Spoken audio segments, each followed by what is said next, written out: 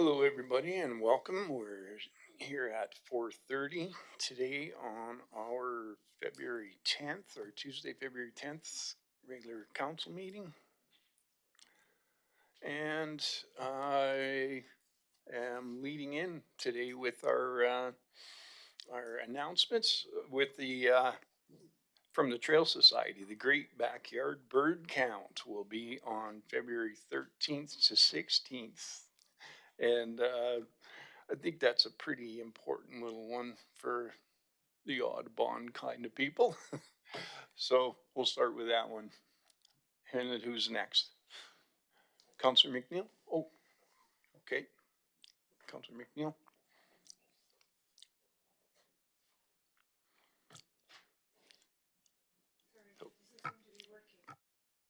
Oh, I hit the wrong button. I apologize. Okay, so I just want to pass on congratulations to the organizers and the volunteers for hosting a successful Cold Bones Fest this past weekend, which saw approximately 700 participants, and there were more than 35 artists and bands that visited the valley, with some traveling as far afield as Memphis and or Montreal. I attended this event on Saturday evening and Sunday morning and enjoyed visiting with people from outside of the valley and hearing their perspectives on our beautiful community. So big thanks to the team that put this event together. Thank you, Councillor McNeil. Deputy Mayor Kalafa. Thank you. Travel Drumheller through the Valley Connect program is hosting an open house coming up on Wednesday, February 25th from 4 to 7 at the BCF. This is a pilot program for potential bus service through this. The pilot will run this summer, and council did have a presentation on January 13th, but I encourage anybody that's interested to check that out. It's again the February 25th from 4 to 7. Thank you, Deputy Mayor Kalafa. And who's next? Councillor Miller. And I'd like to let everyone know that tickets for Springfest 2026 are now available. This will be the East Cooley School Museum's 31st annual event. All proceeds will go to the replacement of the front accessible entrance to the museum. Tickets are available online using showpass.com for Springfest 2026. Weekend passes are $90. Thank you, Councillor Miller. Councillor Zrisky. Yeah, thank you, Your Worship. Boston Pizza is having a Valentine's Heart Day. They are going to have heart-shaped pizzas, and you can buy a heart-shaped pizza at Boston Pizza, and $1 will go to the Drumheller Health Foundation for their heart research and development. And I believe they're also going to be selling hearts at the Dragons hockey game. I'm not sure how that goes, but if you're going to the Dragons hockey game, I believe there will be a booth there you can buy a heart. Thank you, Councillor Zrisky. And is that it? That's it. That's all. Okay. All right. That's good for them. Now we're on to our adoption of the agenda. Are there any additions to our agenda? Anything there? Nothing good? All right. So then can I get a motion to adopt our agenda for today? Thank you, Councillor Miller. I move that the Committee of the Whole adopts the agenda for the February 10, 2026 Committee of the Whole meeting as presented. Thank you. Can I get a seconder? Councillor Hanson. And all in favor? Okay. All carried. All right, and that's a good point because we are the committee of the whole today. I said a regular council meeting earlier, so I stand corrected. All right, so now we're on to, we got some presentations. Our Director of Recreation and Community Services. Thank you.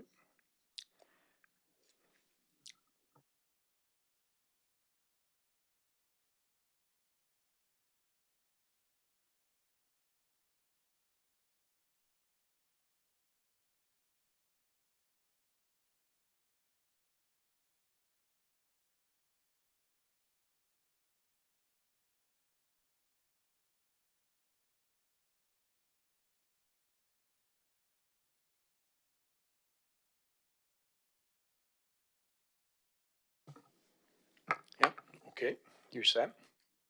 Okay, carry on. Good afternoon, committee members. My name is Michael Zier. I am the Director of Recreation and Community Services here for the town of Drumheller. What I'd like to present to you today is the Q4 report for the Recreation and Community Services Department. With that, I'll highlight some of the year-to-dates and the Q4 findings from both the BCF, Aquaplex, looking at our community services department more in the FCSS side. We'll look at the programs that are currently in place, looking at some of the special events, permits, and that sort of thing. So starting off in the first term here, we'll look at the BCF Q4 report. So looking at the expenses for that facility, in 2025, we had $1.463 million in expenses for that. And looking at comparables of 2024, we are just slightly above that in expenses. At 2024 was 1.458. So just a slight increase in that expense. Switching to revenues, 2025 was 670,000, which is a significant increase compared to the 2024 numbers of 546. Those are basically entirely based on user fees, whereas the expenses, I should have reiterated, are really operations of that facility, staff wages, utilities, chemicals, all that sort of thing. So looking at the attendance for that facility, we've broken it down into a few different segments here. So the point of sale attendance as well as the drop-ins. We see a slight reduction in the total reporting from 2025 compared to 2024 here. Those are a slight reduction. We don't have metrics on the reasoning behind that, just identifying it for council and committee here. The membership sold, so we have 16,600 scans. So just so the committee is aware, that is not so much the membership sold, but the amount of scans. So the amount of usage of those memberships. I think we had approximately 11,000 memberships sold last year. So we're looking at individuals. If it's a family, we actually sell or we give each one of those members a membership card, so they scan it. So we don't have that necessarily broken down by that. This is just an overall scan tally for that. So looking at the overall membership sales and attendance for the years, we are up significantly from 2024 numbers for that facility of 18,500 and some change there. So a good increase there from our 16,000 total in 2024. And feel free, committee, to stop me anyway along the way here if you have any questions on these numbers. Switching to the Aquaplex, so we have similar breakdown in attendance and revenue expenses for that. So 2025 was down compared to 2024 of about 100 and some thousand, about 600 and some thousand on that. Looking at revenues, we were also down slightly at 238,000 compared to the year prior, 243. Looking at attendance for these sites, or for this Aquaplex, so we have slight reduction in the point of sale drop-ins, 844 compared to 1030. The membership scans were also slightly down. We did increase swimming lessons connection with our residents there, so that's great. As well, the reservations were slightly up, so positive news on those both sites. And then looking at other attendance in there for a total of 3,800 for the quarter, which was down around 20% from the year prior, and a total year-end tally of 29,000 as opposed to 35. So a bit of a drop on that. I think part of that would have been because it was closed down for quite a while there with repairs to the pool and the hot tub there. So, Yes.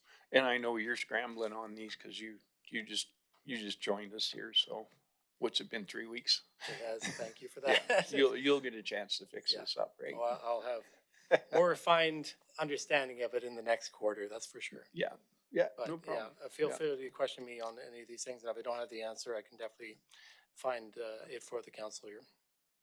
Thank you, Mr. Zier. Thank you. So the next section we're going to look at is the. Hang on a the- sec. Oh, sorry. Hang on a go ahead. sec, Mr. Councillor Hanson. I was just wondering on the year-to-date expenses there, does that include the repairs that were done, or is that the regular expenses of running the facility?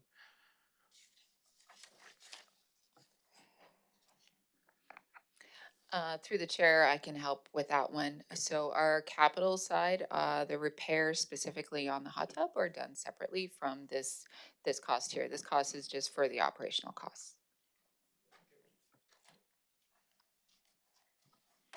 Okay, thank you for that. Mrs. Campbell, Mr. Zier, back to you. Thank you. All right, so the next section we're gonna look at here is the reservations. So that's for the all of our facilities internally there. So the sections of the facilities that are available for reservation. So we look at the banquet halls. We had a reduction in that from, well, you can see the 41 down from 62.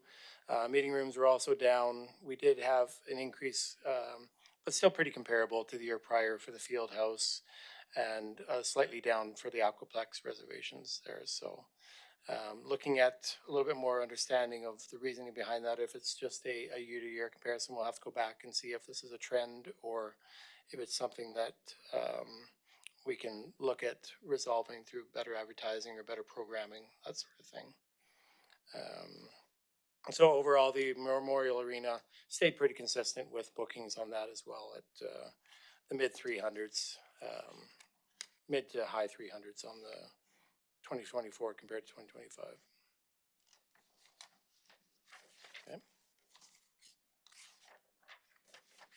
All right, and then finally on the recreation side here with the facilities, we're looking at our membership. So really just looking at what we sell for memberships, both inside the valley here as well as looking at our outside partners and how many of their residents are actually coming into our facilities. So this is an important number, I think we should be looking at to understand the use of these facilities and where the clients are coming from.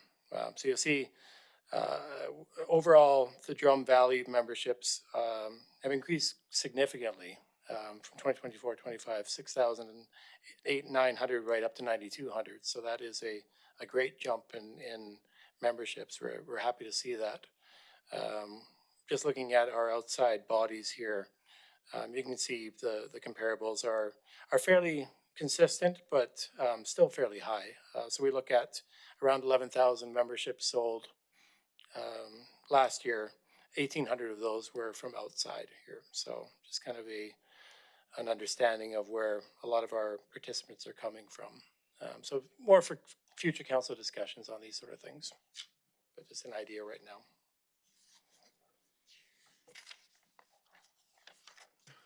Councillor McNeil. Thank you. What do you attribute the increase in the memberships to from the outside areas?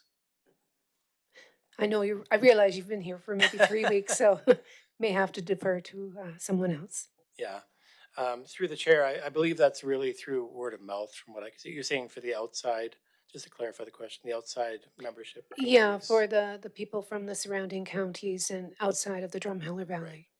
And to answer that through the chair, I can just really attribute that to word of mouth. Also, the lack of facilities in the area and people looking for more venues to. I mean, truthfully, the advertising we're doing on BCF and getting that outside word to increase the use on it is probably contributing factor to that. Thank you. Councillor Zarisky. Yeah, I think one of the, just in reference to Councillor McNeil's comment, one of the things that we tried to do over the years was make the drop-in fee not that attractive and make the membership fees very attractive. I know we have lots and lots of pickleball players who used to do drop-in. See how I got pickleball in there? But now they have memberships because it's such a good deal. I mean, it's much better than doing a day-to-day drop-in thing. So that I think that's actually working, and that's one of the things that we consciously wanted to do is promote the memberships. Thank you, Councillor Zaritsky. Any further questions? Okay, Councillor Hardy. Do these numbers represent scans or actual membership sold? Sorry, could you repeat the Do question? these numbers represent scans of Oh. membership or sold memberships? From what I understand, through the chair, these are memberships sold, actual memberships, not just scans. Okay, anything else? No, I think we're good. Good to go, Okay, Mr. Zaire. Sorry, the last thing I guess we are going to talk about here is just the special events permits. So looking at quarter by quarter there, we have about, we have 47 special events permits that were issued in 2025. Those are for any community-led initiatives, block party, well, not block parties, but I guess block parties would be, yes. Block parties, local events, breweries, that sort of thing. Just looking at a comparison of that 2024, we had just slightly above that of 54 special events permits in 2024. So all again, our numbers are fairly consistent across the years here. So nothing too alarming to be looking at changing. And then just a couple of highlights of the programs that we put forward in 2025 were the downtown Halloween event, Festival of Lights, and the Darts Snowman contest fundraiser.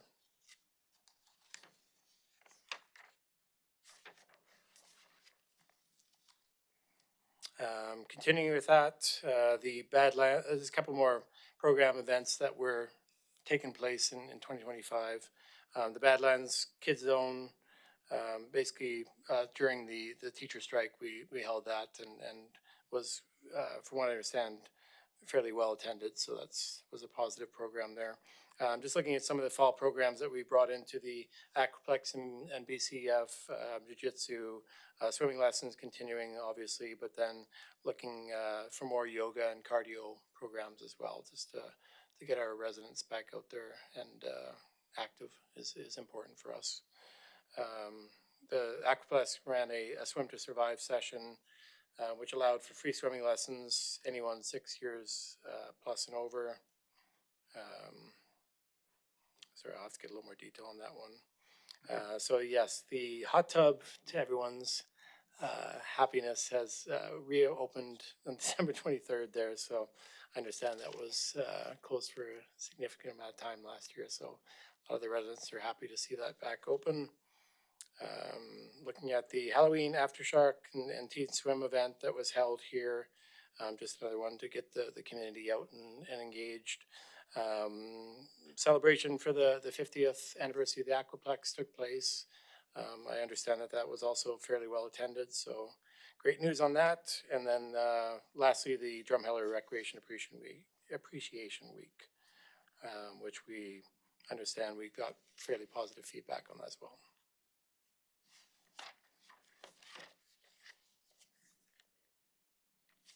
Any questions there? Nothing to add. Okay. All right. Fantastic. Good to go then. Very good. Thanks for that. So I'll switch into the FCSS segment of the department here, just looking at our support systems, the programming we have behind that as well, tying into the seniors programs as well. So just some of the initiatives taking place in 2025 and specifically in the Q4 funding. I understand that we received the United Way grant, which is $19,642 for a hot meal program, as well as $100,000 grant for the home support program. So our staff attended the Healthy Aging Conference in October and was fairly well-received event. we were nominated for the Heart of the Community Award. So while we didn't receive it, I understand it was quite an honor to be nominated even to that level. So, and then just the secondary thing is we FCSS staff did attend the FCS conference, and anytime we can attend those kind of things, understand from other communities how they handle their programming, maybe some of the stresses and strains they have as well. It's great to make those connections, and they usually are long lasting if we need to bounce ideas off each other. Those are a really good venue to form those relationships. So.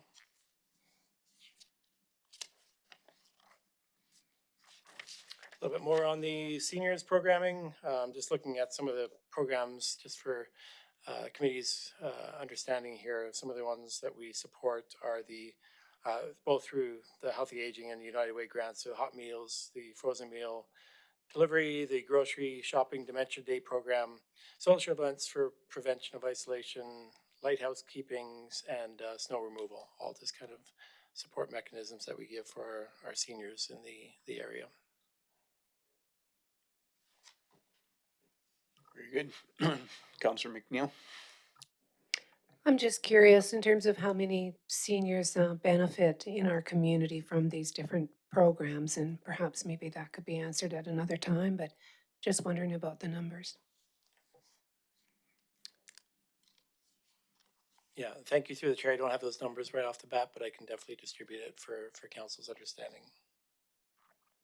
Thank you. Okay. Anything else? Nothing else? Back to you, Mr. Zier. Okay, thank you. Continuing to add on to the seniors programs that we're offering in the community here. Some other ones supported by the Healthy Aging Grant or the Cupcake Christmas decorating program. Some turkey dinners were delivered to Morin, Dealey, and Drumheller for those confined or low-income families. Giving Tree for Seniors was performed at Friesen Brothers here back in December. We also were involved in a Dementia Day program as well as a caregiver program.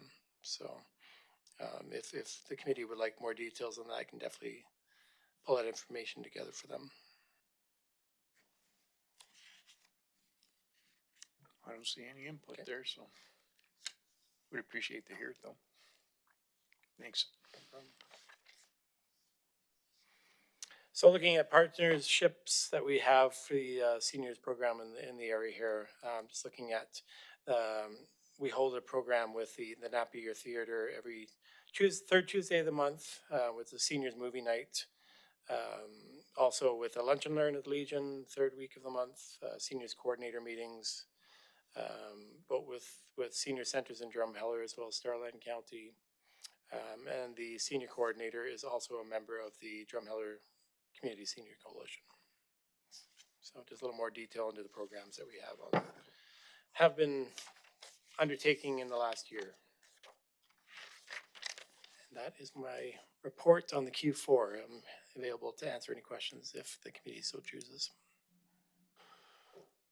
Thanks for that. I know you had to drag it together pretty quick there. Anybody have anything for him? No, nothing. Okay, we're all good. Thank you, Mr. Zier. Thank you very much. All right.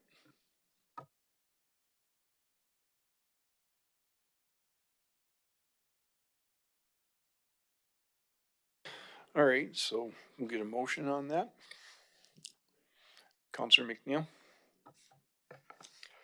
I move that the Committee of the Whole accepts as information the 2025 fourth quarter report from the Recreation and Community Services Department as presented.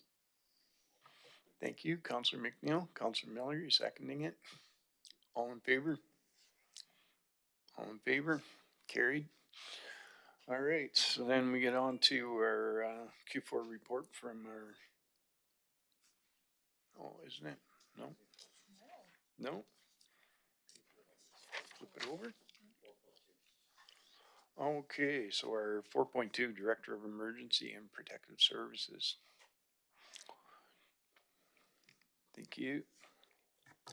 Thank you, Your Worship. Municipal Enforcement Manager Trent Cure prepared the report with some assistance from myself, and he'll shall present. Thank you, Trent. Good evening, Committee of a Whole members. So for any of the listening public who's viewing the presentation tonight, my name is Trent Cure. I'm the Manager of Municipal Enforcement. Tonight I'm going to be providing you with a report on the results of the 2025 paid parking program. I'm going to discuss revenues, locations, and overall operations. So I assume the topic everyone here is most interested in is revenues. So I'm not going to keep you waiting on that one. I'd say I'm bringing overall good news. The program generated a significantly higher amount of revenue in 2025 as compared to 2024. After direct expenses, the program generated $164,627 in net proceeds, as compared to $66,962 in 2024. So the program did over double in year two what it did in year one. I've got a detailed line-by-line breakdown of direct expenses and revenues in the written report, but to summarize briefly, on the gross revenues side, Hotspot brought in $212,648. Physical pass sales amounted to $16,606, and $12,400 was brought in through fines this year, for a final gross earnings of $241,654.94. Now on the expenses side, we paid out $21,084 in summer staff wages, incurred $476 in internet charges at the Hoodoos. We pay $5,000 each year for resident exempt permits to Hotspot. $10,168 for materials such as signage and physical passes. Now Hotspot does make a decent amount of money through our agreement with them. $40,285 went to Hotspot. That's through 15% revenue share and 2.99% fee on transaction processing. We attribute the large increase in revenue to better signage, better staff coverage, an additional payment option of physical passes, and then an increase in the hourly fees from $2 an hour in 2024 to $2.50 an hour in 2025. According to our finance manager's calculations, the 50-cent increase in hourly fees amounted to a $40,000 increase over the parking season. So small changes go a long way. With that in mind, I will talk about the parking fees. So by far the most popular payment option is hourly fast tap. That's where you roll up, scan the QR code, and register a payment through your phone.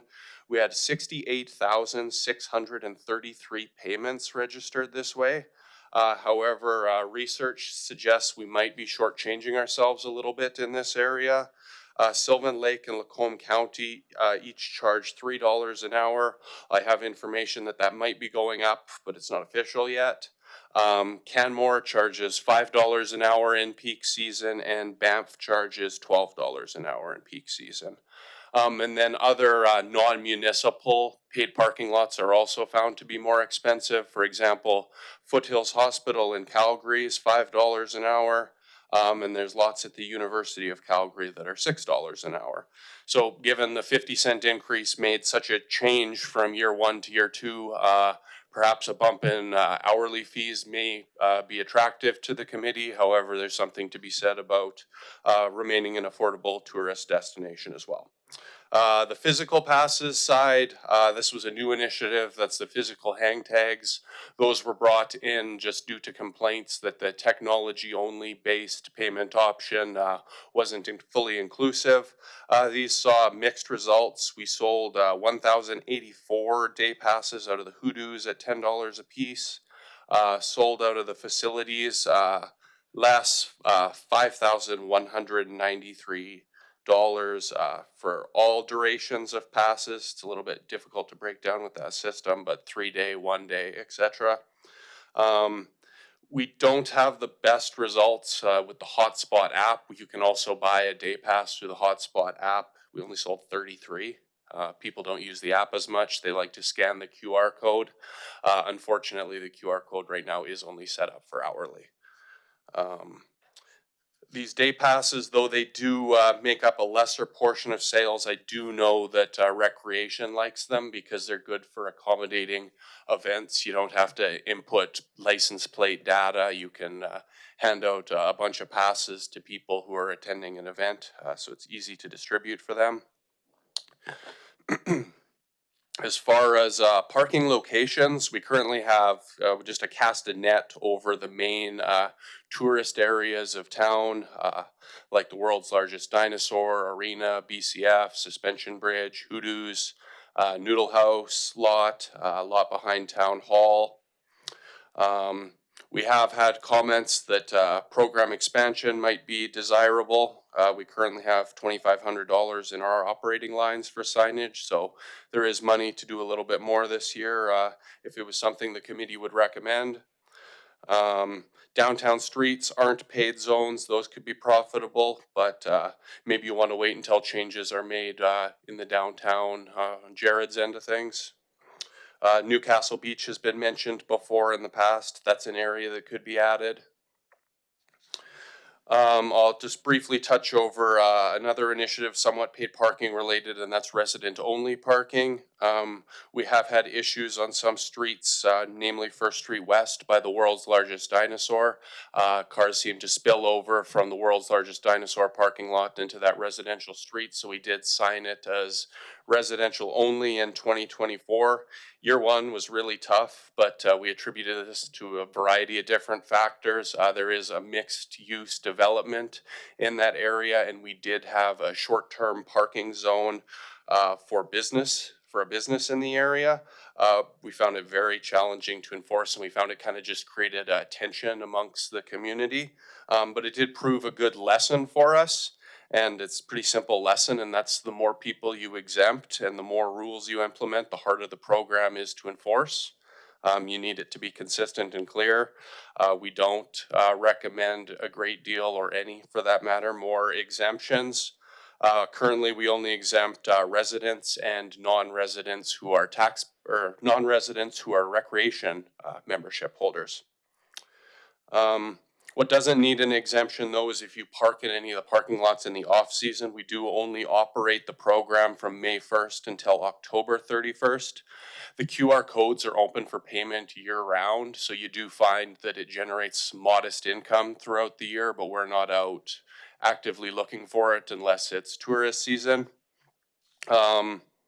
Some jurisdictions like Banff and Canmore do run year round, but the Sylvan Lakes, the beaches in Lacombe County, those are seasonal. There's not a great deal of winter traffic in Drumheller. I think most of it in that area is going to be related to hockey games. I would say if there'd be any extension on the operating season, I'd maybe recommend April, but not so much the winter months.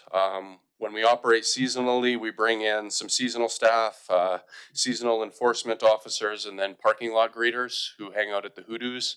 They're kind of like the people that you pass by when you're going into Banff National Park, except we're out of a shed.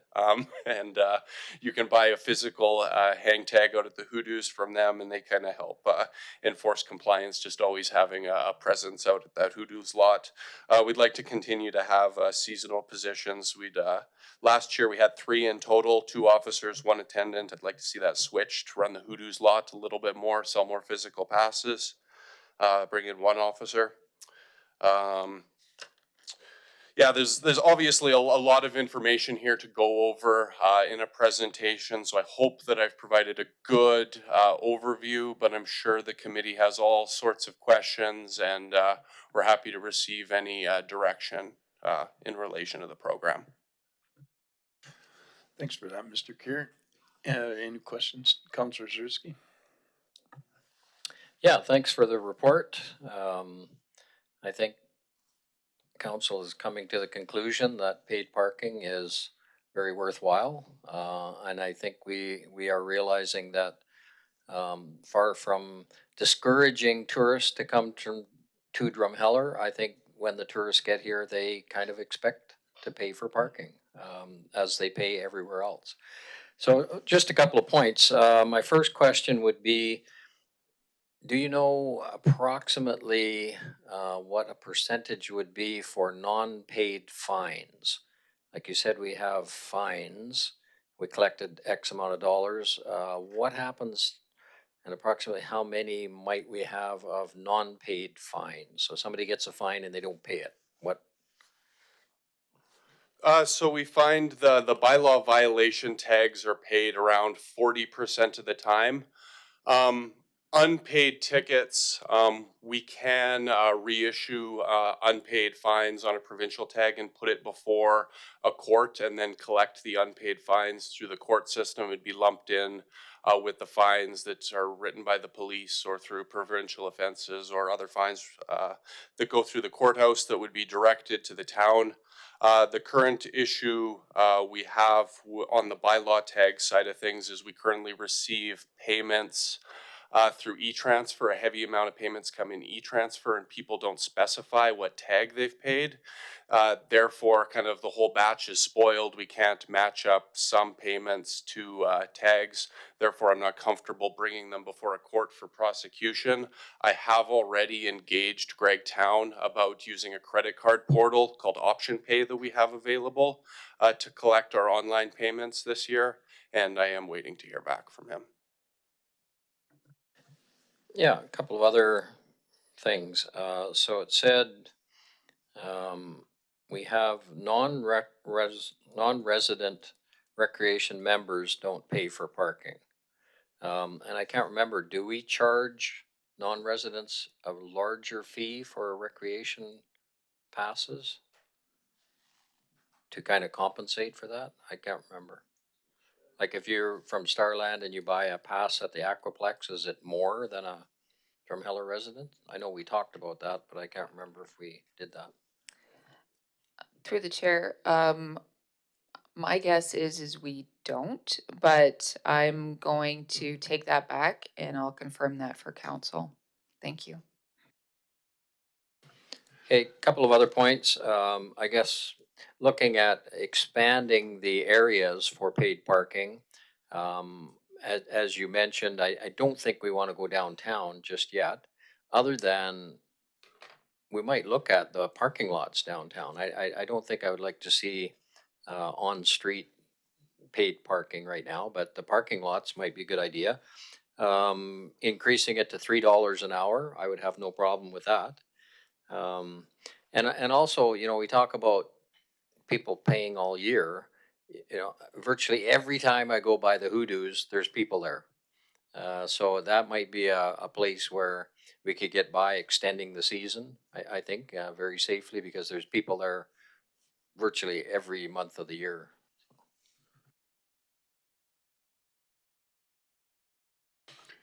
Thanks, Councillor Zarisky. Anybody else? Councillor, oh. Councillor McNeil. Thank you. Thank you very much for the presentation and all the information. Many of the people in this room know I'm a huge proponent of the library. And so I think as well, like I really am very thankful that the non-residents from our neighboring counties and special areas that have a recreation membership then are exempt. I would also like to consider an exemption for the residents of our neighboring counties when they have a library membership. Libraries are an essential and free service, and we certainly have received feedback from library patrons that that's a barrier to the people that live in the neighboring counties and regions, that they then consciously do not come to our library. And I think that they're really missing out. And so I think that that's something that I would like council to consider, that there's an exemption for those residents in our neighboring regions that have a library membership. I'm also in agreement with Councillor Zariski that with respect to the downtown area, I don't think we're ready yet for that. I really think it's important to get the feedback from the community and from our businesses with respect to that whole downtown area and even considering some of those parking lots. The other piece that I just wanted to ask about, and it was with respect to the hotspot app. I read that that's the only way that somebody could purchase like a day pass is through the app. But then I think about so many times when I'm in Calgary and I'm purchasing parking, then, you know, I end up paying by the hour or by half hour increments. So I would think that the price would just keep going up to quite an exorbitant amount when somebody's just paying through that fast tap. So I think it would be really helpful if we had that option just through the fast tap for people to buy a day pass. Just a consideration. Yeah, through the chair, I'll run that by our hotspot rep. I did ask about it last year and he said it wasn't available, but I'll ask again. Thanks so much. Yeah, you would think that actually that would be something that they should be able to easily do is buy a day pass on that app. I mean, I think they made a lot of money on us just off this thing here, right now. They made we're the ones, you know, having to man the people, do all the stuff, and they made a pretty fair chunk of cash there.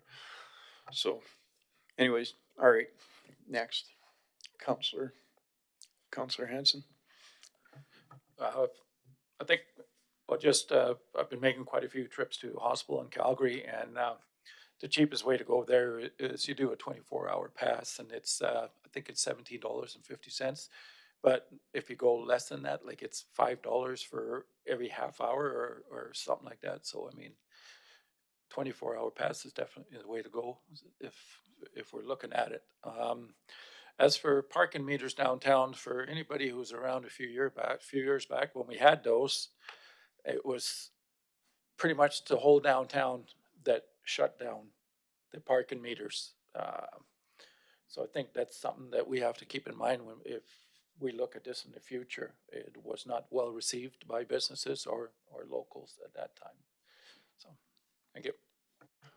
I think I think the intent here is to make money from the tourists.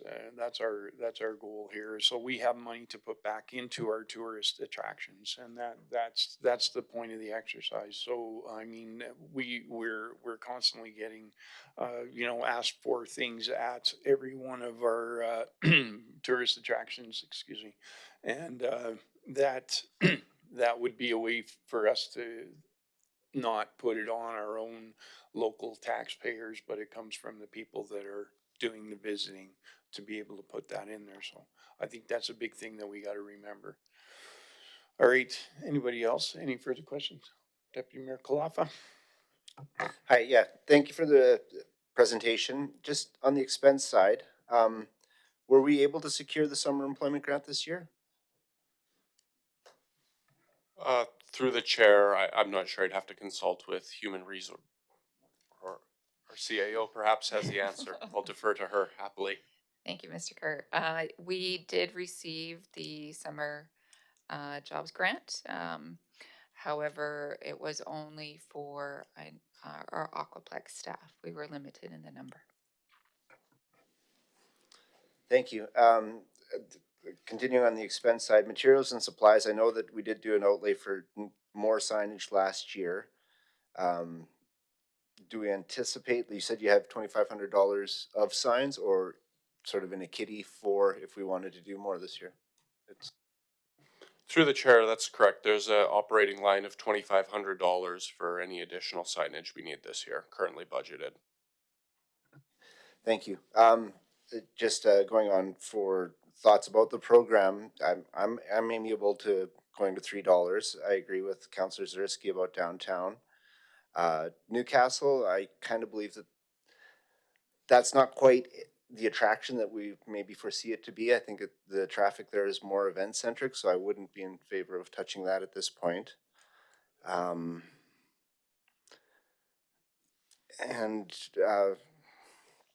I would like maybe some more information about the idea of library exemptions. I know that a resident also includes people that are non-residents that work in the valley. So I mean that takes a bulk of a lot of people, and I guess to base a decision on that, I'd like to see, you know, some sort of support behind that, as opposed to simply we've heard from people. I think something measurable, if it's possible. I don't know if it even is, but those are my thoughts on this.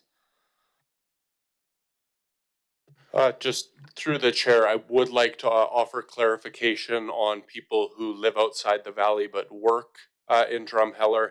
That exemption's only administered if paid parking impacts their ability to attend their place of employment. Oh, thank you for the clarification.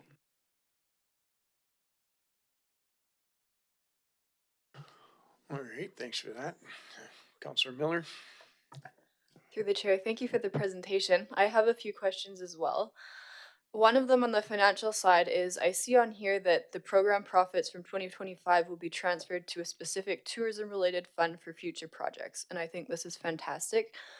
I'm wondering if you know, moving forward into the 2026 season, if the costs of administering this program will be coming out of that fund, because otherwise, to my calculations, it seems like taxpayers are still paying for this program. Do you know that? I'll defer to the CAO through the chair. Thank you, Trent. Through the chair, just to qualify the transfer, it's the net revenue that is left over after all the expenses are covered off in the operating side. So anything that gets transferred to the reserve is after all the expenses have been paid for by the paid parking program into the overhead costs. So it's not the gross revenue that gets transferred over, it's the net. Perfect. Thank you. Wonderful. Okay, I was also wondering if enforcement is taking place 7 days a week throughout the tourist season. Through the chair, yes, we did implement enforcement 7 days a week this year, from June through to October. This is the first year we've done that. Okay, and what time of day was that ending at? Shifts differed. We'd have officers sometimes work 8 till 4:30, and then other times it was more on the weekends, 10 till 7, or 6 until 5.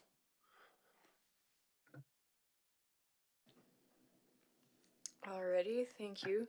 So, with regards to the Grand Fondo event, which I know is just a one time a year, but my understanding is that participants were encouraged to park on residential streets, and I'm wondering why that was. I know quite a few people who live in that area. When I was campaigning, I wasn't even on council yet, and people were saying, Maddie, why is this happening? And I said, I have no idea.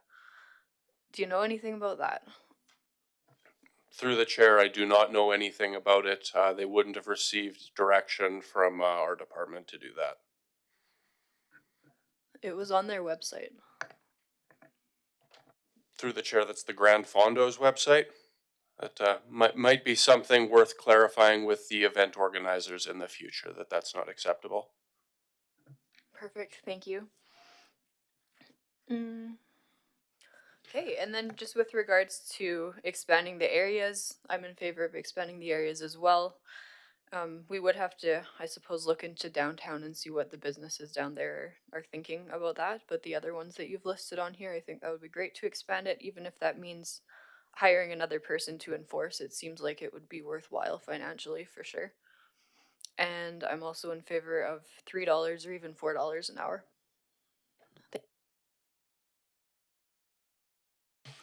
Thank you. Councillor Zursky? Yeah, just a point of clarification for the Grand Fondo. I think one of the problems might have been, I mean, they rented a big portion of the BCF parking lot, so it was not available for parking. So I think maybe that's why they mentioned that you have to park somewhere else. Thank you for that. Councillor McNeil. One other comment I just wanted to make is that I'm certainly in favor of extending the season and starting in April, particularly for the hoodoos. I think that makes a lot of sense. And also note that Easter this year, for example, is in April. It's a good idea. And I'm certainly in favor of the price increase. I'm thinking $3 is the right way to go. Are we actually, is this a discussion of setting pricing for this thing? Was that something? That was just for information? Cause I'm looking at, like, I'm thinking 5 easy. Yeah. And something else I was thinking about considering too would be like a day cost, 17.50 sounds like it would be, you would be, probably excuse me, because of the roaming around through the valley. I remember a lot of people didn't realize that they didn't have to pay in every single parking lot they went to, right? So if you sold them a whole day pass for 17.50, chances are you would still end up making money on them, right? So I think looking at it in that light, having a 17.50 or a $20 day pass would be advantageous. As far as parking at the BCF for events like weddings and that. Now, I know that has come up in the past. Now, I'm not sure how and you'll have to have a look at it there, Mr. Carroll, is there a built-in cost of a certain amount of traffic parked in the BCF parking lot? Is that built into a price of a wedding? We have to look at those kind of things too. And the one thing I can say about your library card, as much as I don't want to, I don't want to discourage anybody, but the BCF passes are paid and library cards are free, right? Although I do totally agree with parking there, but I'm just saying, that the BCF passes that people use that come in they're paying for them, right? But our library cards are free. So that's my 2 cents. If anyone else has anything else to add there. Councillor Miller? Just to jump in on the library discussion, I was living in Edmonton a few years ago. Of course, I was a library member at the time, and in order to park at their downtown library, as an Edmontonian, we were paying $4 an hour at the time, and that was a few years back. It could very well be more now. So I understand that, you feel kind of bad about it, but it is something that people expect. So, sir, just to clarify, we believe this is a discussion, and we intend to bring another report before council to make decision on as far as the rate increase. And then as far as your comments about events, I do believe it is planned that events can purchase like a bundle of passes at a discounted rate. Oh, that's good information. Thanks for that. Deputy Mayor Kalafa. Just one quick question, sorry. If we did go ahead and change the rates, would that mean we'd have to bring back our fee schedule to amend it then, or? Our what? Our fee schedule. I can help with that one. Through the chair, currently we do have it on our schedule to bring back our master rates bylaw. As we had originally anticipated making those changes before when we passed the budget and to have those changes come into play January 1st. However, we wanted to do a bit more on the financial analysis side of that. So we do have that scheduled to come back to council here before with our final 2025 financial statements. So that will be coming here shortly. So any changes that we do present in that master rates bylaw, we will indicate what that start date will be at that time. We do recognize that the community, if we do make these changes, it's not something that we're going to institute overnight, and that there is There needs to be a communication portion of that in there instead of just kicking something off right off the top. So it would be something to kick in, say, after 60 days or yes. So we'll be pushing that up a bit farther, to not just when we pass the master rates bylaw. Thank you. Okay, thanks for clarifying that. Anybody else? Any other questions? Mr. Just Peters? the new directors had to hit the ground running, we realize. We will be meeting with and going over familiarizing Michael with the many facets of paid parking interfacing with his responsibilities, but we just haven't done it yet. But No, thanks, good, that's good. Yeah, he's got some catching up to do. All right, so are we gonna call that, good for discussion? One more? Okay, Deputy Mayor I Carafa? I was gonna make the motion if. Well, I move the council that the committee of the whole accepts a presentation of the paid parking program report as information and directs administration to bring back the proposed program changes to a regular meeting of council. Okay, thank you. Can I have a second here? Councillor Miller, all in favor? All right, that's carried. Thank you. All right, thanks for your report there, Mr. Kurt. And now, Mr. Chair, okay, if I may add, if council has any other ideas or requests when it comes to the paid parking program changes, I would ask if you could forward them to either myself or Mr. Peters over the next 2 weeks. We'll just send out a quick email reminder to open that up for council, and then those comments will also be taken into consideration with the amendments to the program. Thank you. okay, thank you, Mrs. Campbell. And so we got our infrastructure services presentation here. Thank you, Your Worship. My name is Jared Bronstein. I'm the Director of Infrastructure Services, and we'll be doing our fourth quarter report.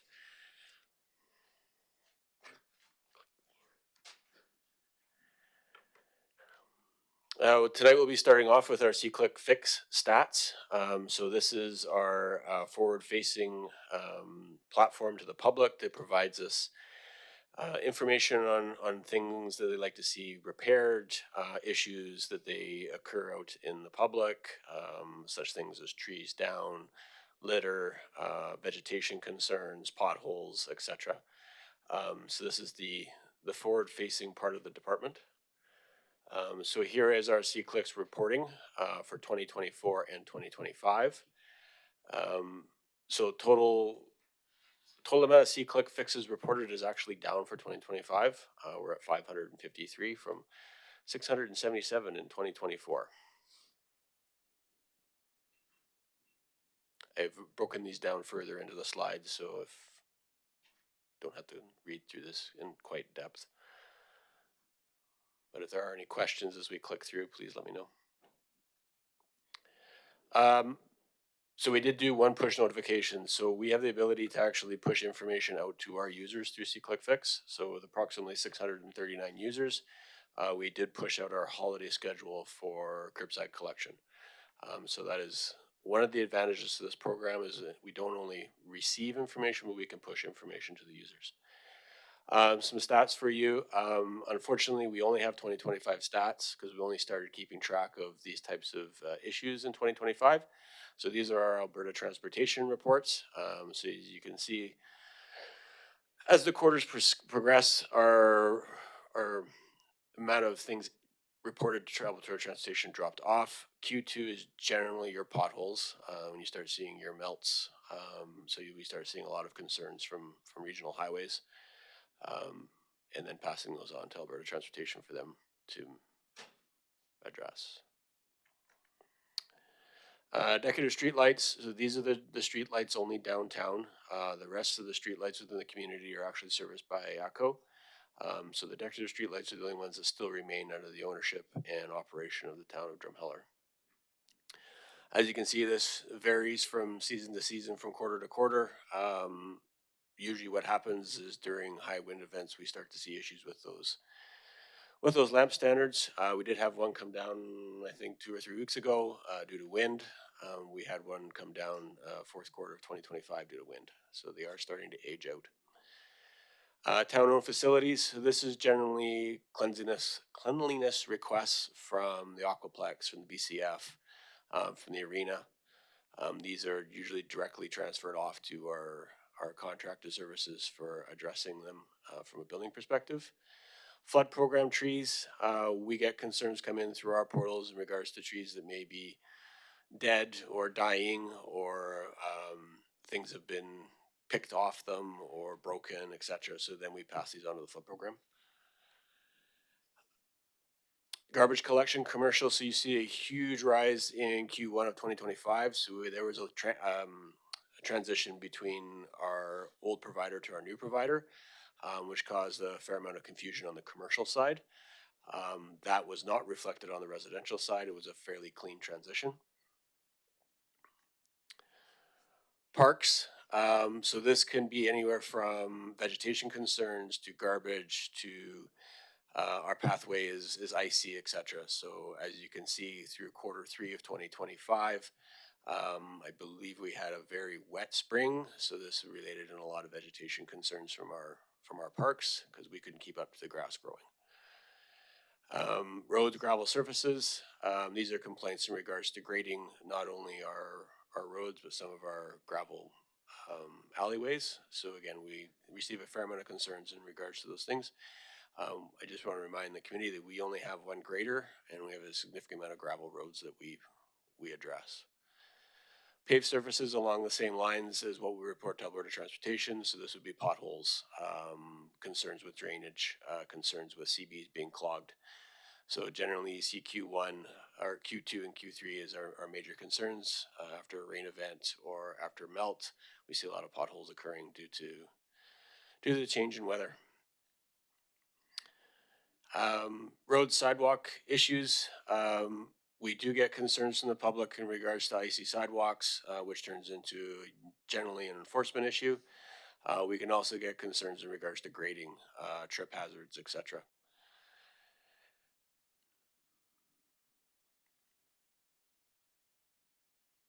So there's some repetitive in these stats. So the other category is our catch-all. We do get a lot of concerns come up, such as our ACO street lights. So that falls under that other category. Missing or damaged signage comes out of that other category. Loose refuge around town that aren't within our parks. So if somebody's walking down the street and they see litter, that's where this falls into. And landfill and recycling concerns also fall into that other category. Our days to acknowledge, we've seen a significant drop off for 2025. We're at 0.29 of a day compared to 1.35 days in 2024. We are trying to turn around some sort of acknowledgement to our residents in regards to C-Click Fix. Some of these have just been a thank you very much. This is now put into a capital program and the item is closed. Other things are once the task is completed, we're then letting the public know that task has been completed. Days to close, again, a significant change from 2024 to 2025. We went from 19.16 days down to 5.72 days. Before I move on to the next department, any questions, comments, concerns in regards to C-Click Fix? Councillor McNeil. Thank you. Appreciate the information. I'm just curious, does E360 also report any concerns that were relayed directly to them? So generally they do let us know through our infrastructure phone line. So if they are seeing concerns, they're relaying them off to us. How that's tracked is not through C-Click Fix, but through other means. Okay, thank you. I know myself personally, I went that route and, received the attention very quickly. But then I also felt that it was important for the town to know about it. Okay, thank you. Councillor Zaritsky. Yeah, thank you for the reporting. C-Click Fix. We started that a number of years ago to kind of circumvent the phone calls to council that we would get. Did you know there was a pothole in it? And also circumvent the phone calls to Public Works. That would be the same thing. So the C-Click Fix has really addressed that. I'm just wondering, however, I know of a number of people that don't know about the C-Click Fix. And when they do still phone me, then I tell them about C-Click Fix. And I'm just wondering, are we doing any kind of promotion, advertising? Erica's nodding, so that's good. Yeah. So through the chair to Councilor Risky, I guess the C-Click Fix is in a point of transition as well. We are looking at options to go down different paths than using that particular platform. So if we decide to go down another platform, then the push will be hard to the community. But again, this will be coming to the community probably within the next 3 to 4 months in regards to how that may look. Okay, Deputy Mayor Kalafa. Just looking at the numbers here, and when we say days to close, close doesn't necessarily mean completely resolved. There are instances as well where the ticket may be closed, but the solution may be too far off to leave it. Is that how I understand, or? So through the chair to Council Clever, that is correct. So some of these issues are long-term. We put it into the capital program. It may take us 3 to 5 years to get to some of these issues because they're fairly significant. So they are closed, they're not forgotten. So they go into the capital side. And the person that had put it out are informed of that. That is correct, Councilor. Any further questions? No? Okay. Councillor McNeil? Yes, one thing that I just wanted to add that I really like the push notifications. I think that that is really useful, and I've certainly appreciated it with respect to the hydrant flushing and receiving that notification recently. So I think that that's a great way to communicate.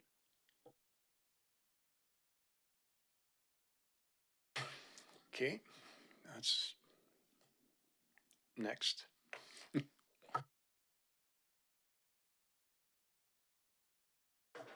We're now going to talk to you about our utilities department. So here are our water production stats for 2024 compared to 2025. As you can see, we're pretty on par from year to year in regards to our water production overall.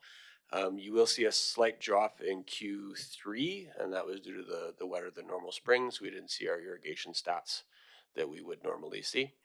The water loss due to production. This was just more for the community's information. So this is the actual water loss we occur from raw water intake to treated water. So this water loss is due to our production model. So this is backwash water. This is production loss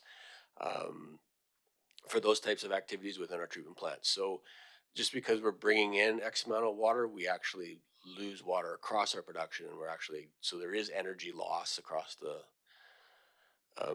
plant.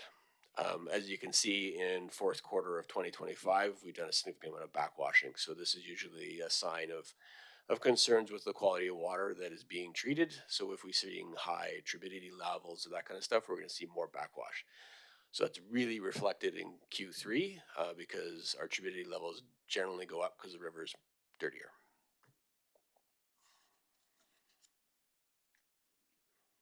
Well, for that especially, would this new filtration system that we're installing over there, would that have anything, would it be less with this new system being ultraviolet rather than a filter?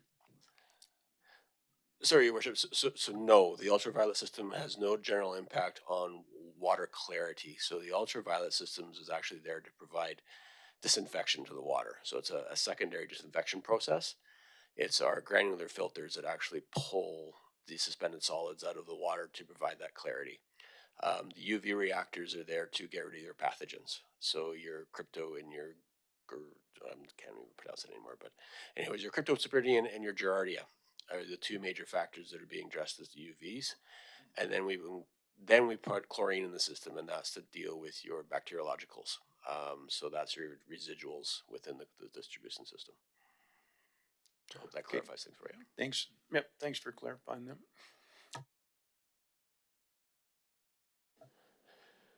So again, so some interesting stats as I start to dig into utility more. So these are actual plant run times. So as you can see, 2024, you see that large spike in July. So that would be our plant run times to compensate for irrigation use. And then you see that drop off in 2025 because we had a wet spring and a wet summer. So on average, our run times are about 10 to 11 hours a day across the year, and then you'll see it really drop off in the winter where you're down to almost 9 hours a day of runtime because our production isn't required to meet demand.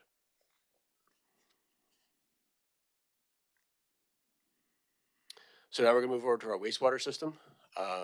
So this is our wastewater plant in Drumheller and our wastewater plant in East Cooley. So they are two distinct plants. As you can see, we're pretty flat across the board. Wastewater generally doesn't fluctuate. However, rain can impact it. So if you see in 2025 in Q3 with the Drumheller wastewater plant, you see a little bit of an increase due to the wet spring. So we do have a little bit of I&I in our system, but not a lot. And East Cooley generally is pretty flat. There's no major users beyond residential, so you don't see that fluctuation in water use.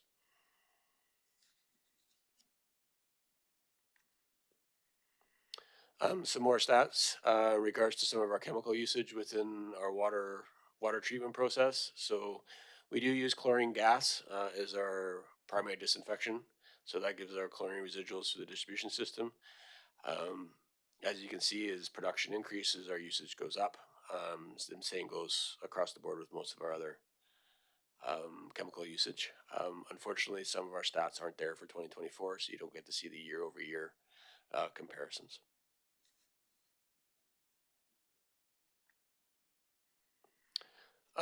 This slide is related to our activities. So this one will address some of our line locates for Q4. You'll see a significant drop off for 2025. That may be due to a slow in development. That may be due to weather. I'm not sure why we did a large drop off, but overall, our line locates are are down over 2025. So we saw more development activity or more activity within the community that requires line locates in 2024. Could that have been flood mitigation? Could quite very well be, Your Worship. So it could be due to flood mitigation projects, berm construction. We also had a significant capital program last year in regards to work within the community, so that can reflect it as well. Not 200 requests, but it may have altered that a bit.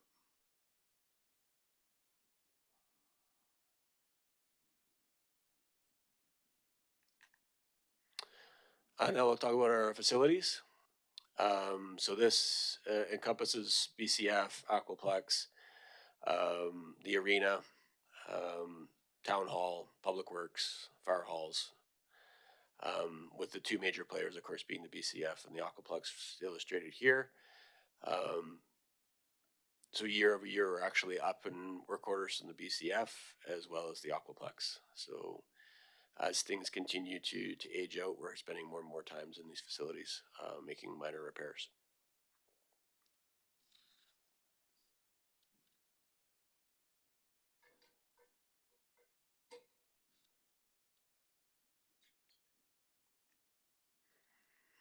Here's some of our water consumption data for some of our significant water users. So fountain water consumption. So you actually saw a greater amount of water consumption in 2024 than you did in 2025. This can either be contributed to we had more issues in regards to water quality in the fountain in 2024 than we did in 2025. It could also be reflective of the temperatures in 2024. We saw cooler temperatures through the summer. People weren't using the fountain as often.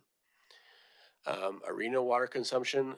Unfortunately, I don't have an explanation for the huge spike in Q3 for 2025. That could be due to more ice generation. I am not 100% sure on that one. Irrigation consumption, again, very related to temperature and rainfall accumulation. So you see a large spike in 2024 over 2025 in Q3. Spray park water consumption fairly flat across the years, and you see the large spike due to the usage year over year. Indoor pool, I can't explain the difference between 2024 and 2025 in regards to Q4. You see a complete divergence in water consumption over that thing. So we are actually going to start looking into that and find out what was going on in Q3 for 2025. And then the outdoor pool, you see it as it fills up in Q2 and we drain it off for the year.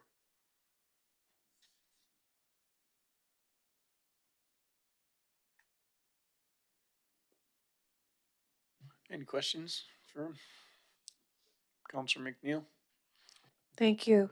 Just a quick question. Do you happen to know offhand what the hours are for the spray park operation? Through the chair to council meeting, I do not. I believe it's 24/7 when once it's turned on. Yes, so once it's turned on, it's 24/7. So you can activate that spray park at any point in time during that activation season. Okay, good to know. Thank you.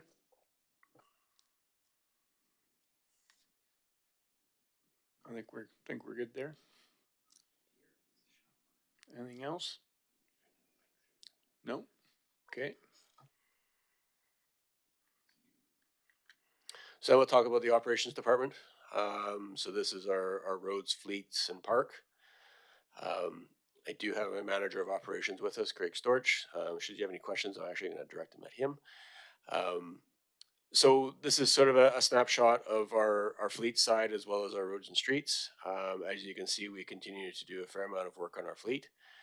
The work orders are reflective to Q4 only, and unfortunately they don't show quarter over quarter and year over year. Year over year we do not have because these stats were just starting to be generated as of 2025. So 2026 and beyond, you will start to see that year over year comparison, and we can start to see how our fleet is being managed. Roads and streets, again, these are snapshots of Q4. We are going to start to move towards that year over year and quarter over quarter illustration, so you guys get to see that pattern. As you can see, we're out in Q4 doing 200 pothole repairs, so that's a significant sign that our roads are starting to deteriorate. And then we've also seen a lot of freeze thaw events. So as things ice up, pops the roads, cars hit it, you get hydraulic action, the pothole appears. And then as those cars start to pound it more, it starts to make it bigger and bigger and bigger, and then we go and repair it. Unfortunately, our repairs are considered temporary because we use a cold mix until we can get an actual hot mix in there to finally seal them. We did 5 kilometers of alleyway grading before the snow flew, correct? I'm looking at you, Greg. No, I think it was after. It was after. So we did do some after the snow did start to fly. And then we did 17 kilometers of street sweeping, and that was before the snow started to fly. So that was addressing vegetation fall on the roads, so your leaf debris. Unfortunately, we did not get to as much street sweeping as we would have liked to have in the fall because we had some sweeper issues, which are now repaired and, knock on wood, ready for spring maintenance. Operations playground wise, irrigation blowouts is something we do a significant amount of time with in the fall, getting them prepped to make sure we don't get freezing over the winter. And we also do some tree trimming and park cleanup in the fall to mitigate some of our spring maintenance activities.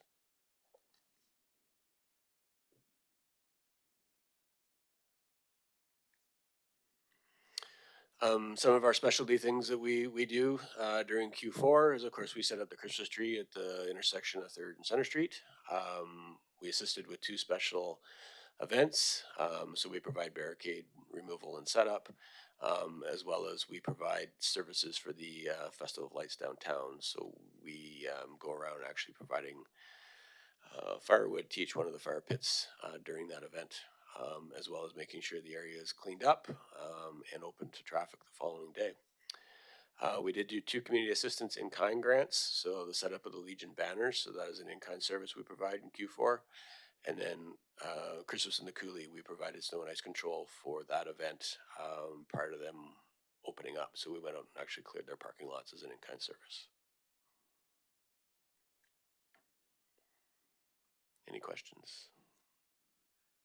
Councillor Zawitsky? Yeah, just going back to the mechanical, it says you do the commercial vehicle inspections. How much oil change, tune-ups, things like that do you do? Like, do we service all the vehicles in our fleet, or is those contracted out? Through the chair, Counselor, yes, we do all our oil changes on our trucks. The CVIPs are a yearly thing we do on our large equipment that is mandatory through the Alberta government. But yeah, the oil changes on all our small equipment, pickups, mowers, and everything is done in-house. Thank you. Anybody else? Any further questions? I just got an observation. Thanks for doing all that work. I mean, the banners were well received. The street sweeping when it gets done is well received. You know, I was actually noticing some gravel on the road here. Now, do you have any, when companies are working in an area and creating heavy traffic on a road, do you have anything where you can go over there and say, you guys should be out here doing the sweeping on your own? Cause I know I used to have to bring in a bobcat with a sweeper on it and do the roads. And if there's you know, a high volume, where they're hauling a lot of gravel or trucks are doing a lot of, impact on the road, there should, you know, there should be a way for the county. The county always seemed to find a way to come to me. So just wondered. So yes, we generally try to keep track of our contractors, making sure that they keep our roads relatively clean.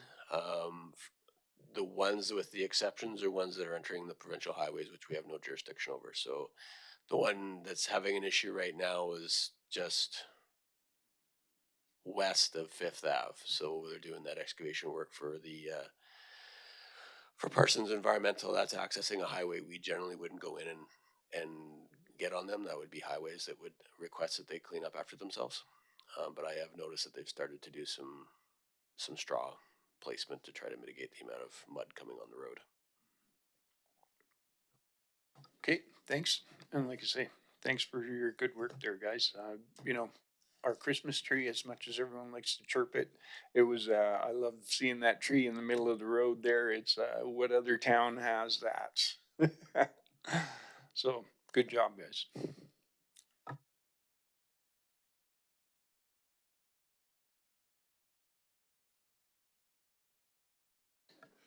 I can be if you like, your worship. I could just click, click, click, click, click, and we're done.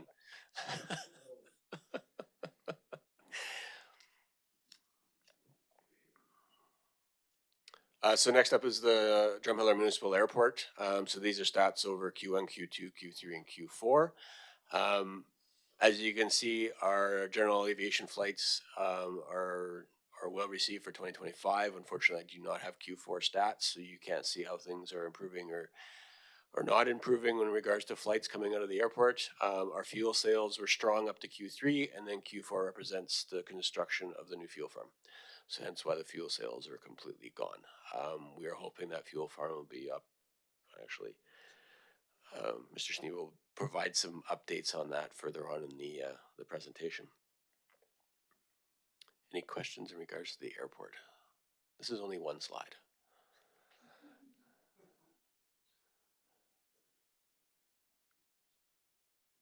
Doesn't look like any questions.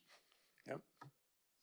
So the municipal energy program, so that is a special program that's going through infrastructure services right now. This is in its inception. We've done almost 1 year. So a lot of the stats coming out of here is just to demonstrate our facility energy uses. So this is only for Q4. We do not have year-over-year stats. In 2025, we'll try to do quarter over quarter so that you start to see whether or not our energy use is steady, or if it's increasing or decreasing due to some of the improvements we are making. So again, this is just an illustration of where the electricity use is falling. Mostly it's within the utility. So you can see upwards of 26 to 40% of our electricity use is actually the utility. And then the arena and the BCF are a close second.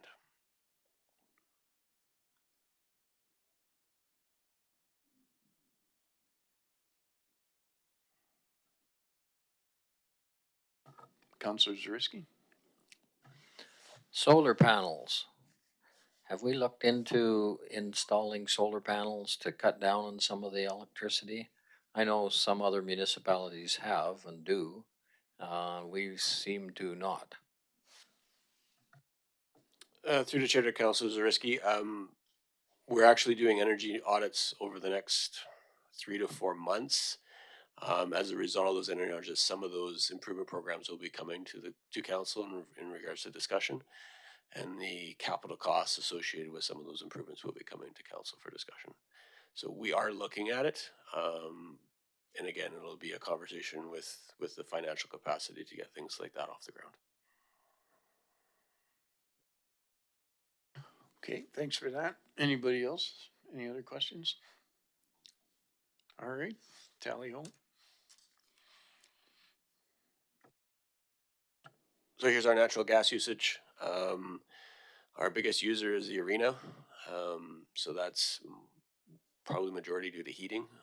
Trying to keep a cold building warm for users. Followed by the water treatment plant.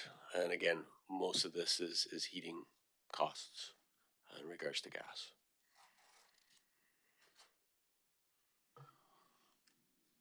I got a question for that. So this energy, would that be in the energy audit as well, like, or is the energy audit just the electrical? Through the chair, that would be both. So we'll be looking at both electricity and gas. Yes, I do have our energy program supervisor in the audience today. Good answer.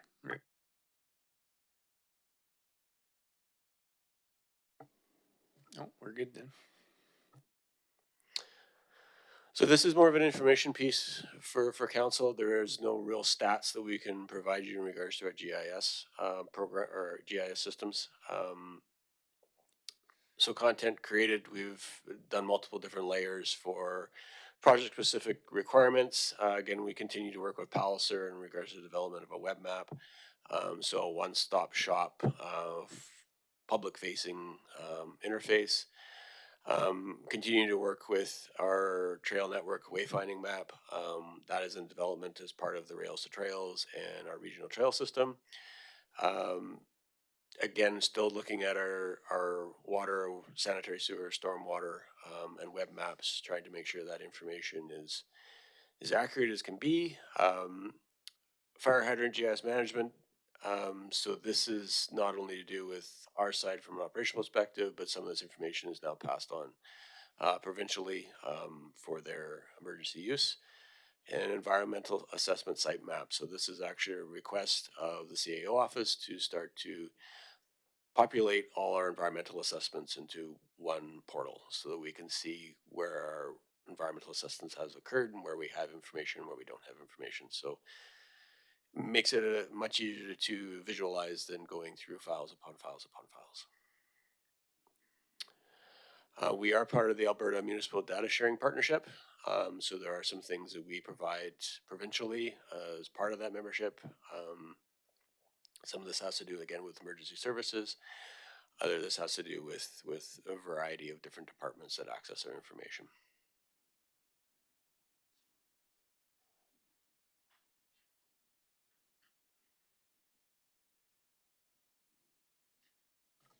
That's it.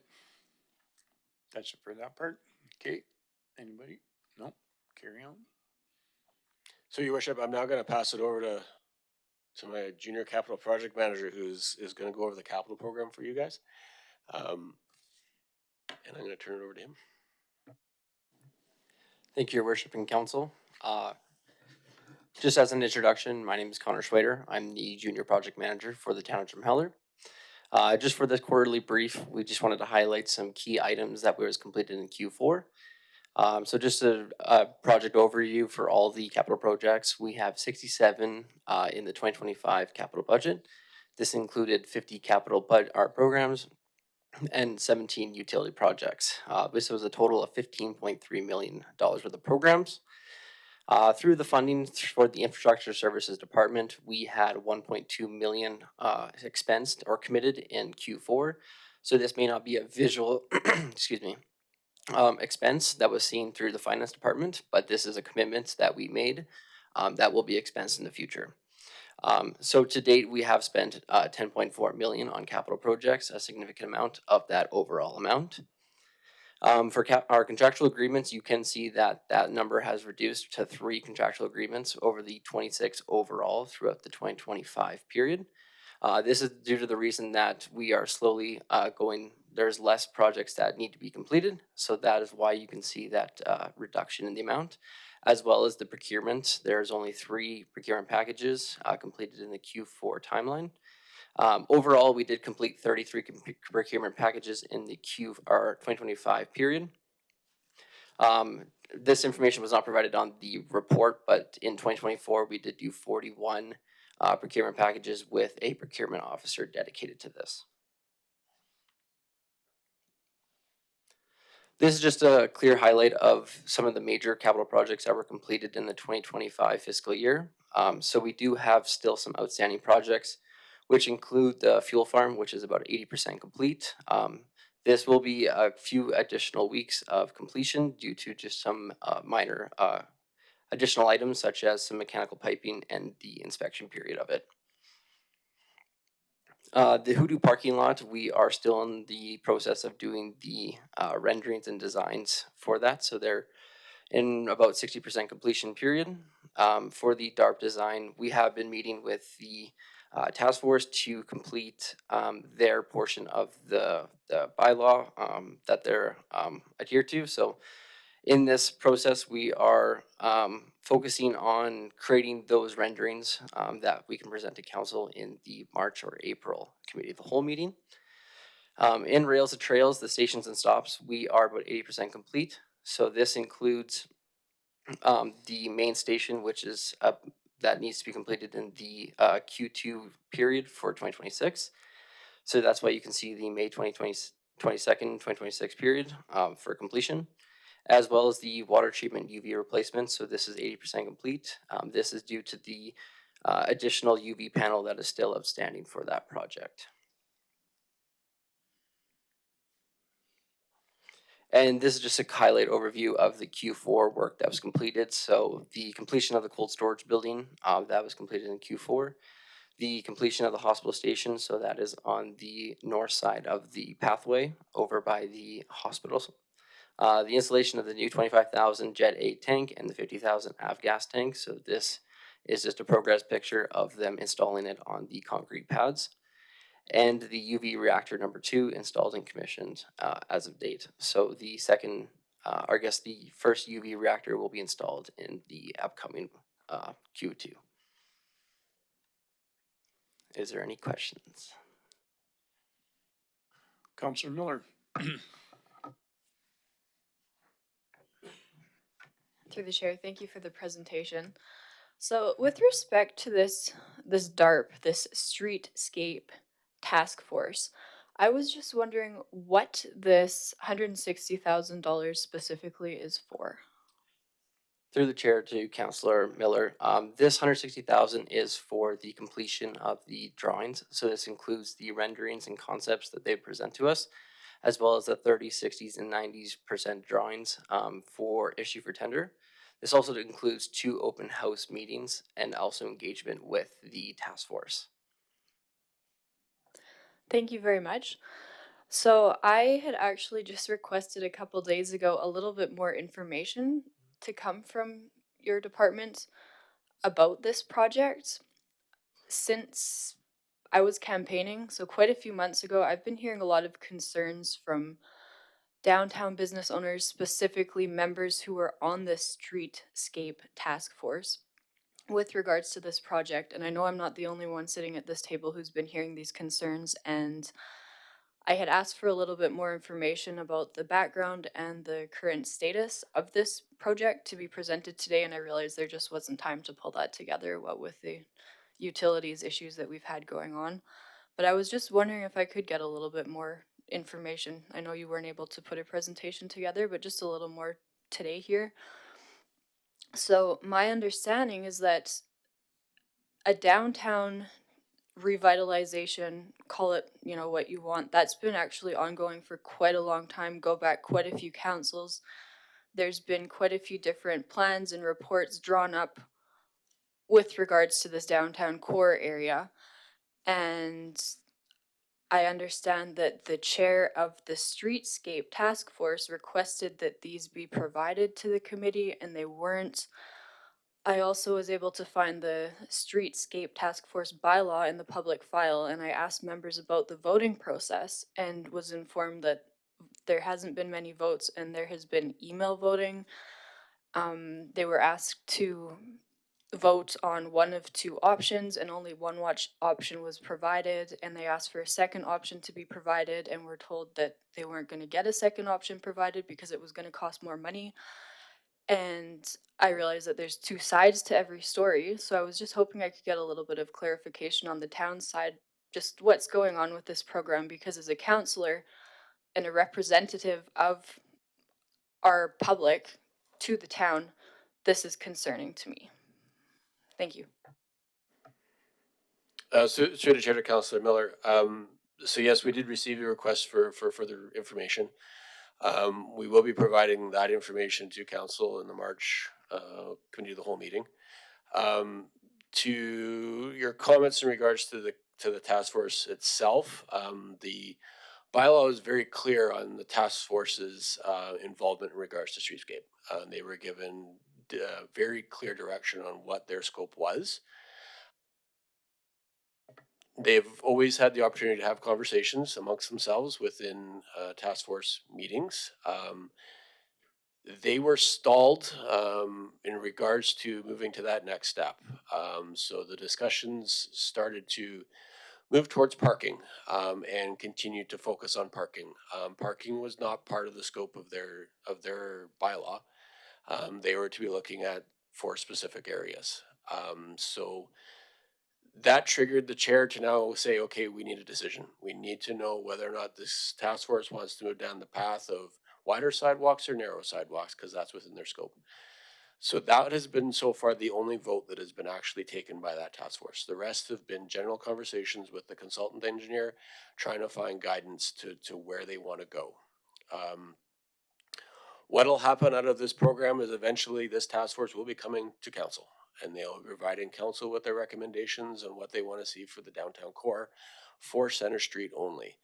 Now, Center Street may be the catalyst for the rest of the downtown. It may not. And again, it'll be council's decision on what direction we go with in regards to the downtown core and what it ultimately looks like. The task force is there to provide that community engagement aspect. So I don't want to get too much into the details. So we will bring something back in March, which we will get into the details with. We'll provide you with all the information we have to date in regards to DARP as well as the task force, so you get a broader vision of what's going on in regards to this program. I hope that answers your question. Kind of. I know you're looking for more, Councilor Merle. I just don't want it to drive you in a direction that's unfair to staff as well as the committee. Thank you for addressing that today. Councillor Hanson. I was just wondering, what's our cost at right now for what's been done on this project up to this point with the signing?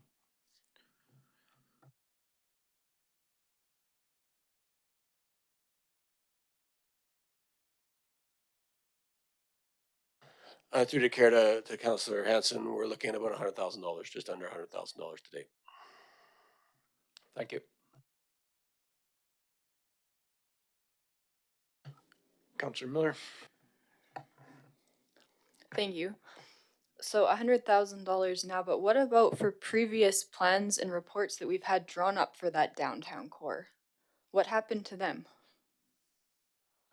So through the chair to Councillor, I can't provide you with information on that. So that'll be something we'll bring back at the March discussion. So the difference between what we did this time around and what's previously done is everything else has been conceptual. We are trying to actually provide design drawings to move this project ahead. So that's where it starts getting into the details. That's where we start to get into the types of street furniture, the types of trees, how you want this to actually look that's constructible. The rest of the plans are fairly high level. They provided conceptual drawings. So we did take what was developed in DARP that was conveyed into our design. But again, the committee, the task force was provided lenience in regards to some specific characteristics of that particular treescape.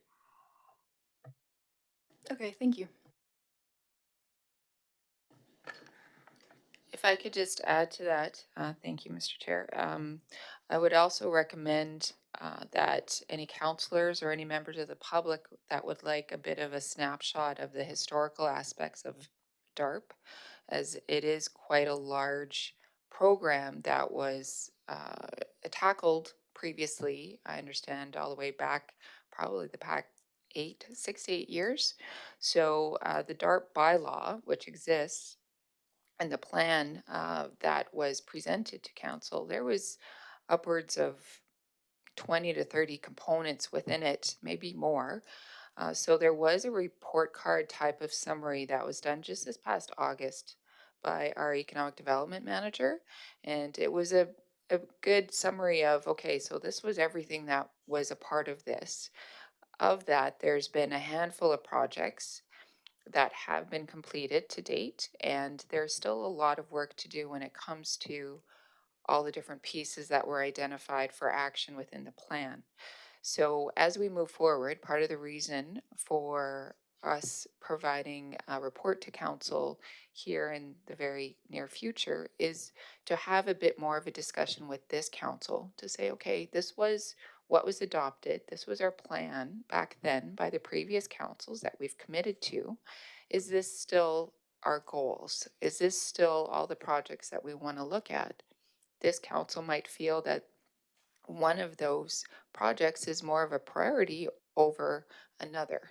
So it is quite a huge listing of initiatives within that bylaw. So again, it's a really big project that we're trying to, this one piece is just one chunk of it that is currently on the books and we're doing right now today.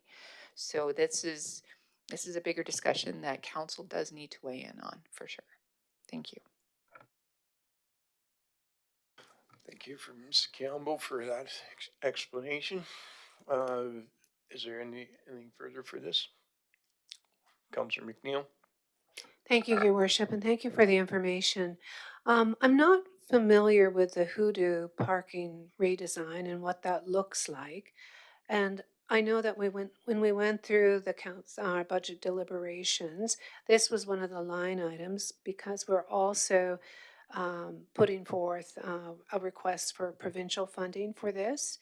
And I do know that the province will be bringing down their budget at the end of February. But I just think it would be really helpful to understand what that redesign looks like, and could that information be brought to council? So through the chair to Councillor McNeil, that is on your docket to come your way. We will bring it to the committee of the whole, I believe, next month for discussion. So you will see the 60% design drawings. You'll be able to have your conversation in regards to what this program was for, the costs to date, and how that funding was realized, as well as what the intent of that project was. So that will be coming before the committee next month for that exact discussion. Perfect. Thank you. Okay, thanks for that.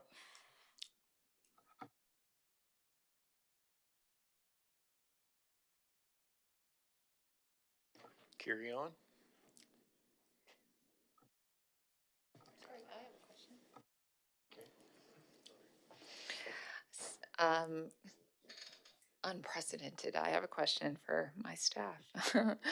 Just a quick question, just because the table only included about 18 projects, but obviously we had way more than that number of projects on the go this last quarter. Can you just explain what happened to the rest of them, or if they were just smaller and therefore not included in the table, or are they still yet to be started? So just a little clarity on the number differentials. So through the chair to the CAO, so to be perfectly honest with you, we cherry pick projects to demonstrate progress to council. So a lot of these projects that continue to move forward, the list would be exhaustive and would require probably another 3 pages of PowerPoint presentation. So those projects again sit there moving away in the background. They are coming to completion. We can provide I guess a greater report card to council and to the committee in the future in regards to the total projects completed to date instead of just giving you a high level overview. So we'll try to dive deeper down into it for their next time, so you see that these smaller projects are being completed, but they're just not as substantial or community community focused as these are. Thank you.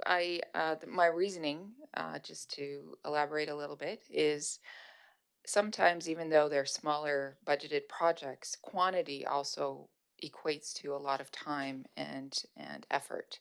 So even just having a good overview of the number of projects that are ongoing, whether you provide the detail on them individually, I agree, focus on the big ones. But I would also want to communicate to council and the public that there is quite a number that are going on, not just the number that you see in that table. Thank you. Thank you for your clarity on that. Carry on.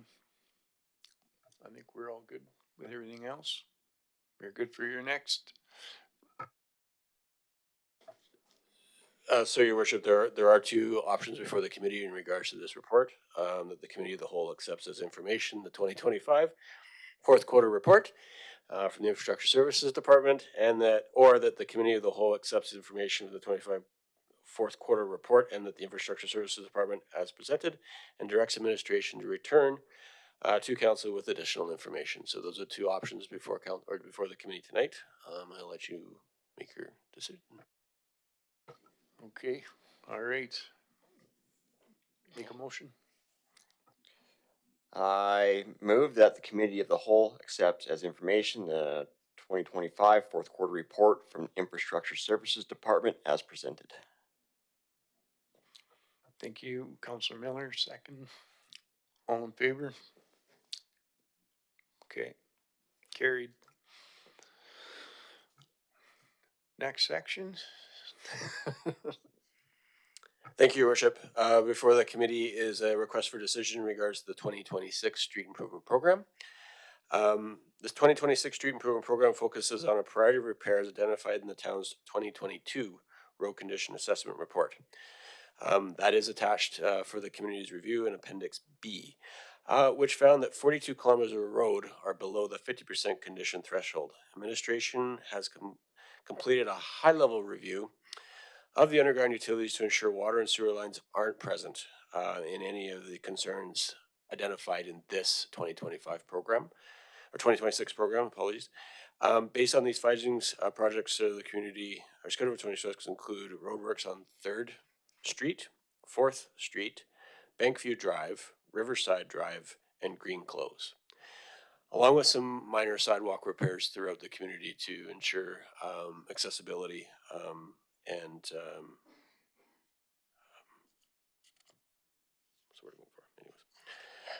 with a committed budget of $850,000 in 2026, the SIP advances the town's strategic priority of maintaining safe, accessible, and reliable infrastructure. The improvements will reduce long-term maintenance costs, support economic activity, and enhance accessibility for pedestrians, cyclists, and motorists. A communication plan will follow in regards to these projects that includes detours, service changes, and help minimize disruption to the public.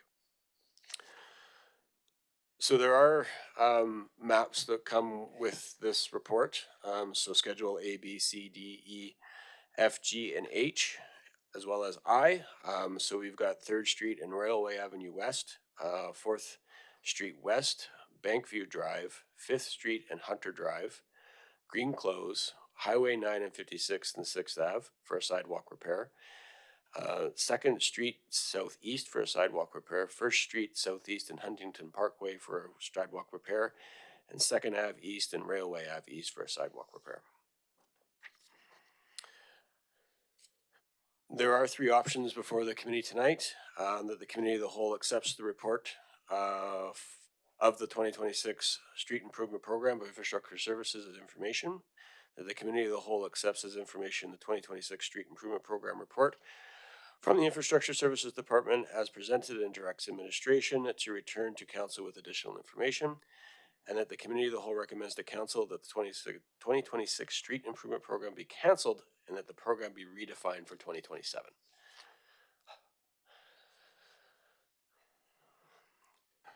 Okay, thanks for that. We got any questions here? Councilor Zaritsky? Yeah, I guess, you know, when you see kind of a graphic example, you look at these maps and you see all these red lines, I can't help but think of the, you know, the huge infrastructure deficit that this community has. And again, not unlike most other municipalities all over the place. What I see with this proposal is basically continuing the infrastructure deficit.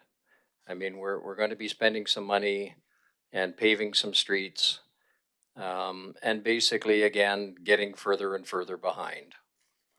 There are so many streets out there that need to be done, and to spend $850,000 and patch this one and patch that one, I'm a little bit tired of that because we've been doing that for years. And again, exemplified by all the red lines on the maps that need to be done. My understanding is that, you know, the bigger the project, the more bang for the buck, the more efficient it is.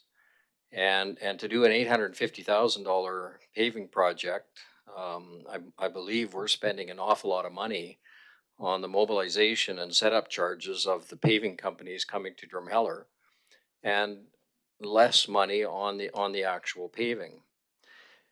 I look at this and I go, you know, personally, I would rather put this off. And again, I may not be clear, but I believe we heard that Alberta Transportation is looking at paving 575 through town in 27. Is that accurate? And that's going to be a big paving project. And I think I would like to see, you know, maybe putting this project off for a year. Now, there's got to be some emergency stuff that will happen. I mean, we have a water main break and, you know, you have to do a patch. Well, that happens. A lot of these streets that we're looking at for 2026, I mean, they're horrible. They need to be done. We all know that. But they're horrible and needed to be done probably for the last 5, 6, 10 years. And to put them off for one more year, I'm thinking, you know, is not going to be the end of the world. I also look at, you know, we've talked about gravel roads, the gravel road improvement program. I see nothing there addressing that. I look at pathways, paving some of the pathways. I know the pathway from the dollar store to the bridge, that needs to get paved sometime. And boy, I'm thinking, you know, if they're paving 575, which basically parallels that road, I mean, the equipment is half a block away. And if we were ever going to do that pathway, that would be very, very efficient, obviously. So I'm looking at Gung Hei Fat Choi. This is the year of the horse. I'm looking at 2027 for Drumheller to be the year of the paving. And we do a whole bunch of paving in 27 and make it much more cost efficient and actually dig into this infrastructure deficit, not just piecemeal, put it off, like we've been doing on council for the last 20 years. So again, I would recommend that we put forward motion number 3.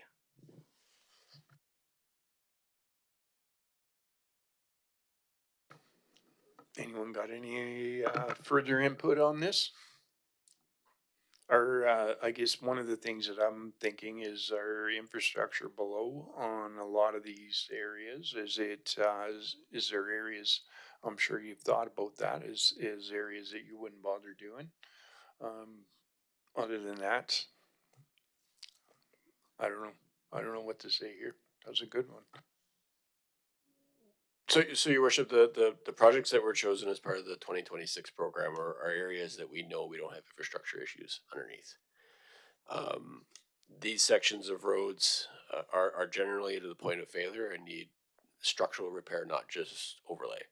So hence why they are small and spread out and at high cost. To Councilor Zariski's point in regards to large paving programs, yes, you do get better dollar for your paving costs with the larger programs you have. The key component will be making sure that our underground infrastructure is sound before we start spending millions on pavement. I don't want to start paving roads and then digging them up 6 months later because the water main just broke. So that's where the asset management program started to come into play, as well as the capital planning programs that follow those asset management programs, to make sure there was synergy between utilities and surfaces. So.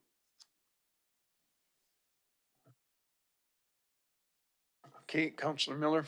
Through the chair to Councillor Zariski, just to confirm that I'm understanding what you're putting forward here, you're suggesting that we take a year off of the paving, keep that money in the budget, and then double up next year so that we're only paying for them to come down with their equipment once.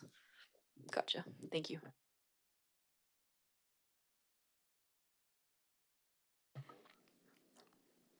Okay, Deputy Mayor Claflin.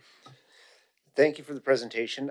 Just going back on Councillor Zariski's comments and our budgeting process this year, I'm trying to remember that typically the street improvement program was a little more, is usually about 1.2 million, was it not the previous year, including sidewalks, and that we'd actually, my recollection is that we did cut this down a little bit because we wanted to do asset management, but these were very critical things. Like we can't close a road in front of a store just because we don't want to pave it this year. So that was sort of my understanding.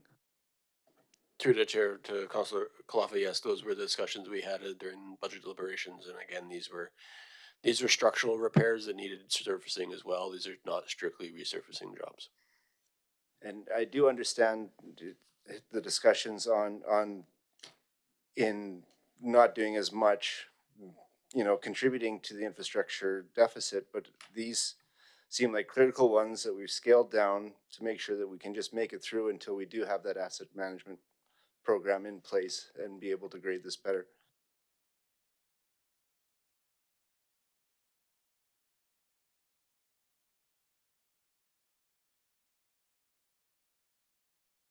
Is no further discussion? So where are we at? Spin the wheel.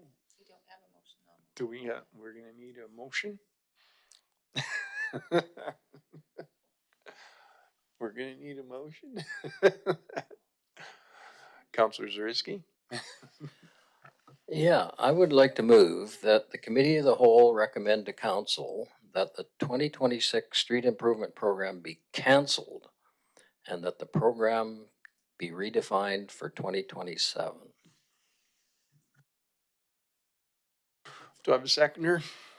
Councillor Miller, all in favor?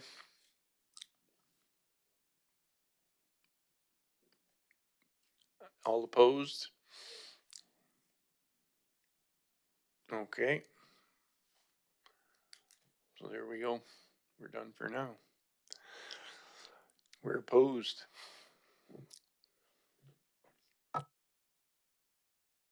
Okay.